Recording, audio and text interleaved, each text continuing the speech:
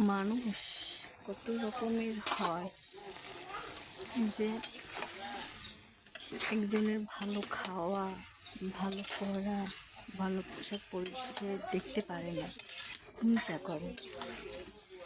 যে আপনারা কখনো একজনের জিনিস দেখে হিংসা করবেন না বা কষ্ট পাবেন না।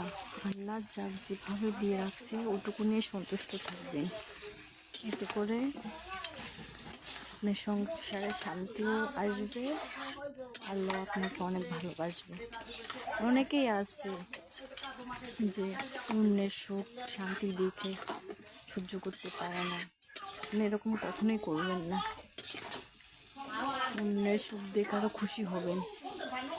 আশা করি সবাই বুঝতে পেরেছেন আমার কথা। আমি আপনাদের সাথে শেয়ার করি কিছু কথা আর আমার কিছু রান্না। সবাই আমার সাপোর্ট করেন, সবাই আমার পাশে থাকেন।